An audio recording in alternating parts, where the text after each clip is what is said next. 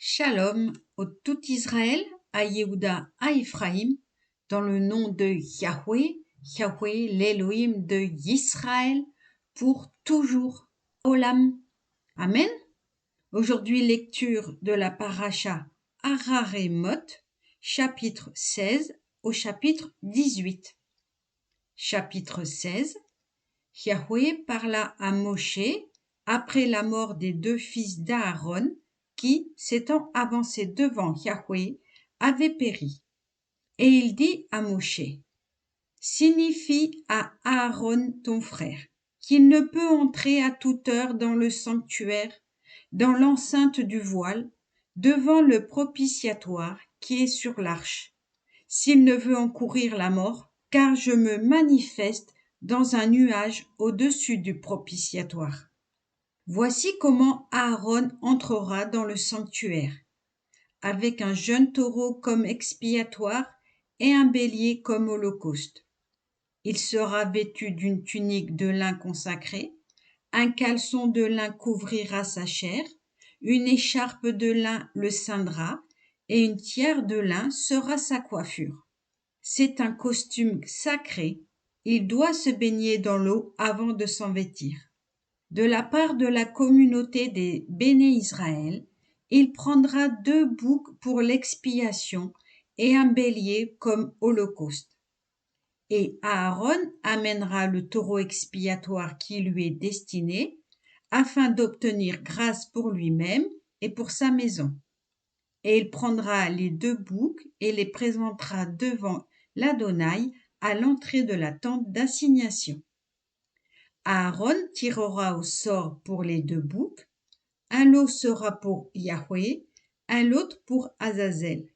Aaron devra offrir le bouc que le sort aura désigné pour Yahweh et le traiter comme expiatoire.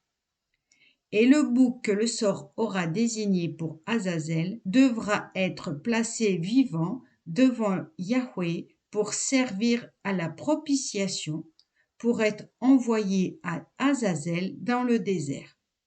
Aaron offrira son taureau expiatoire, fera propitiation pour lui-même et pour sa famille, et immolera son taureau expiatoire. Il remplira l'encensoir de charbon ardent, pris sur l'autel qui est devant Yahweh, prendra 2 pleines poignées d'aromates pilés menus, et introduira le tout dans l'enceinte du voile. Il jettera le fumigatoire sur le feu devant Yahweh, de sorte que le nuage aromatique enveloppe le propitiatoire qui abrite le statut et qu'il ne meure point.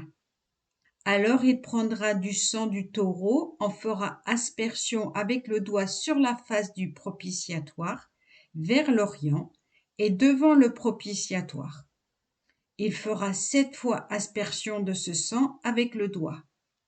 Il immolera le bouc expiatoire du peuple, emportera le sang dans l'enceinte du voile, et, procédant à son égard, comme il aura fait pour le sang du taureau, il en fera aspersion au-dessus du propitiatoire et en avant du propitiatoire.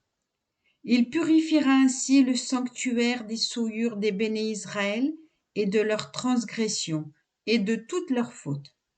Et il agira de même pour la tente d'assignation qui réside avec eux parmi leurs souillures. Que personne ne soit dans la tente d'assignation lorsqu'il entrera pour faire propitiation dans le sanctuaire, jusqu'à sa sortie, ayant ainsi fait propitiation pour lui-même, pour sa maison et pour toute l'assemblée d'Israël. Il s'en ira vers l'autel qui est devant l'Adonai pour en faire la propitiation. Il prendra du sang du taureau et de celui du bouc, en appliquera sur les cornes de l'autel tout autour, et fera de ce sang avec son doigt 7 aspersions sur l'autel, qu'il purifiera et sanctifiera ainsi des souillures des Béné Israël. Quand il aura achevé de purifier le sanctuaire, la tente d'assignation et l'autel, il fera amener le bouc vivant. Aaron appuiera ses 2 mains sur la tête du bouc vivant, confessera dans cette posture toutes les iniquités des béné Israël, toutes leurs offenses et tous leurs péchés, et, les ayant ainsi fait passer sur la tête du bouc, l'enverra sous la conduite d'un expert dans le désert. Et le bouc emportera sur lui toutes leurs iniquités dans une contrée solitaire, et on lâchera le bouc dans le désert. Aaron rentrera dans la tente d'assignation, puis il dépouillera les vêtements de lin dont il s'était vêtu pour entrer dans le sanctuaire, et l'y déposera. Il baignera son corps dans l'eau, en lieu saint, et revêtira son costume, s'en ira offrir son holocauste et celui du peuple, et fera propitiation pour lui-même et pour le peuple. La graisse de l'expiatoire, il la fera fumer sur l'autel. Pour celui qui aura conduit le bouc vers Azazel, il lavera ses vêtements, baignera son corps dans l'eau, et alors seulement rentrera au camp. Le taureau expiatoire et le bouc expiatoire, dont le sang aura été introduit pour la propitiation dans le sanctuaire, on le transportera hors du camp, et l'on consumera par le feu leur peau, leur chair et leur fiente. Celui qui les aura brûlés lavera ses vêtements, baignera son corps dans l'eau, et alors seulement rentrera au camp. Et ceci sera pour vous une loi perpétuelle. Au 7e mois, le 10e jour du mois, vous mortifierez vos personnes et ne ferez aucun ouvrage, soit l'indigent, soit l'étranger séjournant parmi vous. Car en ce jour, on fera propitiation sur vous afin de vous purifier.